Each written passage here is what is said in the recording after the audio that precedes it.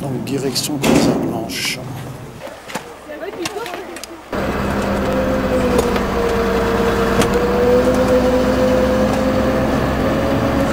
Donc départ. Notre cocotte minute qui se met en route. Oui, j'ai déjà entendu parler de ça tout à l'heure. Oh putain. Ah, cette vallée de la Selle, c'est bon, c'est comme ça. Regardez, on a cette roche là qui absorbe tellement de chaleur que toute l'humidité qu'on a eue hier soir, elle reste dans la vallée. Aussitôt que ça commence à se chauffer dans cette vallée, ben voilà. C'est comme si on ouvrait le couvercle de la cocotte minute. Le Mont Blanc l'été, c'est une montagne virtuelle. Oh, moi je l'ai vu l'été dernier de Combloux quand même. Hein. D'où? De Combloux. Oui, mais à quelle époque Oh, il a bien plu hier soir quand même. Il a bien plu, mais pas longtemps. Enfin, en bas, ça...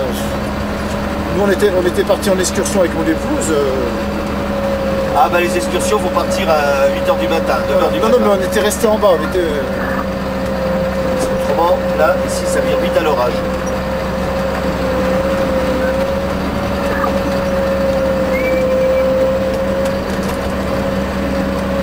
Donc ça, c'est le plus grand glacier d'Europe équipé en remontée mécanique. Donc on a 220 hectares pour le ski d'été, et l'hiver, on a 220 km de piste. Et l'hiver, vous êtes aussi le plus grand? Ah bah non, en domaine, on est plus grand. On aurait été très grand si on avait pu relier l'Alpe d'Huez et la Grave. On aurait le plus grand domaine skiable du monde. Si on avait pu relier tout ça. Mais bon, comme on n'a pas relié, donc on se retrouve nous au nord. Il y a les portes du soleil et tout ça qui sont...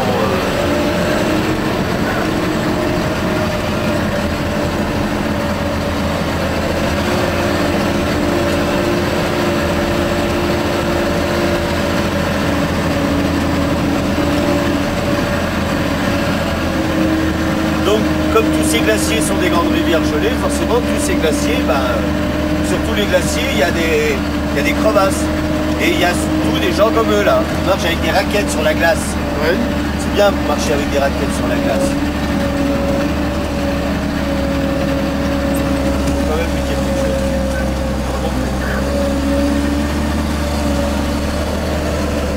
Faites attention de ne pas glisser avec vos raquettes, là, hein, parce qu'on marche pas sur un glacier avec des raquettes, hein. Parce que ça glisse, vous avez vu les crevasses qu'on a? Il y a des crevasses de partout, hein. Maintenant, faites comme vous voulez. Oui, je sais, on me dit souvent ça. Mais quand il y a 40 ans, marcher en raquette sur un glacier, ça m'étonnerait quand même. Bon, bref. 40 ans que je fais tout ça.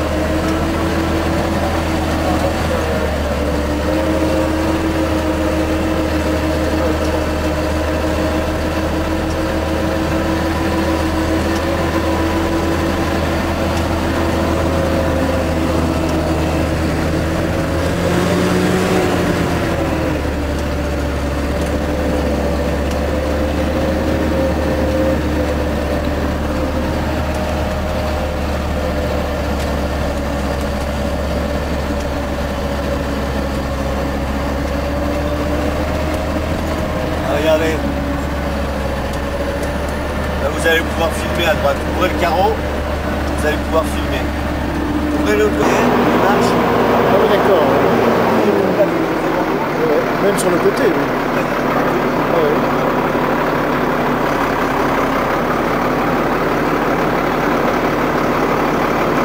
Là, il y a l'âge du râteau, là, quand vous voyez.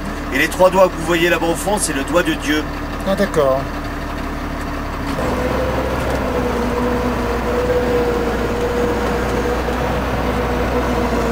Voilà le plateau dans Paris, là-bas. Hein.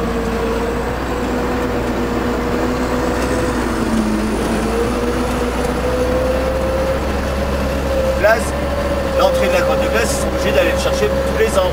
Oui. Nous, la grotte de glace, le dinosaure qui est à l'intérieur, il a 12 ans. C'est la première sculpture qui a été faite.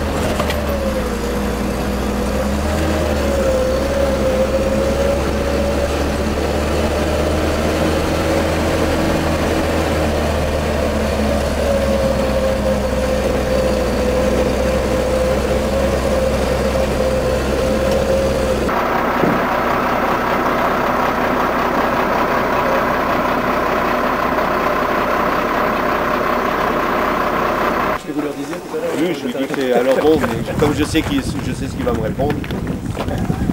Ça fait 40 ans que je dirais que je connais la montagne. Voilà. Donc c'est pour ça qu'il met des raquettes au pied. Voilà. C'est pour ça qu'on n'a pas la canicule pour les défiler un par un. Parce que là c'est Léon qui est sur le sud, avec la vallée de la Selle, qui est un peu notre cocotte minute là, hein, vous voyez. Ça c'est toute l'humidité qu'on a eu hier soir. Et comme on a une roche ici, c'est du schiste qui absorbe beaucoup la chaleur. Aussitôt que ça commence à chauffer, parce que cette vallée de la Selle elle est comme ça. Donc vous voyez le 351 sommets avec 14 sommets au-dessus de 3000 mètres et un sommet au-dessus de 4000 mètres qui s'appelle la barre des Écrins, qui se situe là dans la voûte guerrière et qui a été la plus haute montagne de France.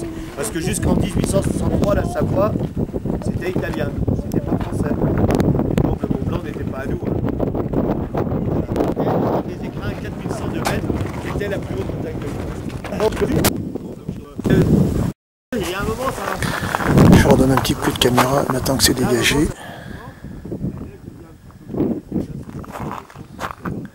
Donc le massif des Écrins avec la pointe de 4100 mètres.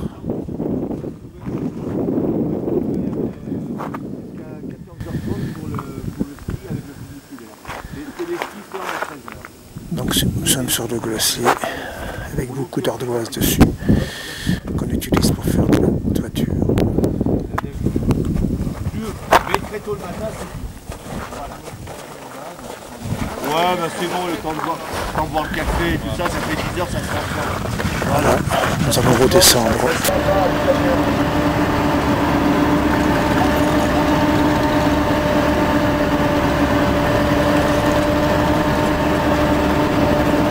Ça fait à peu près 80 bornes par jour, quoi.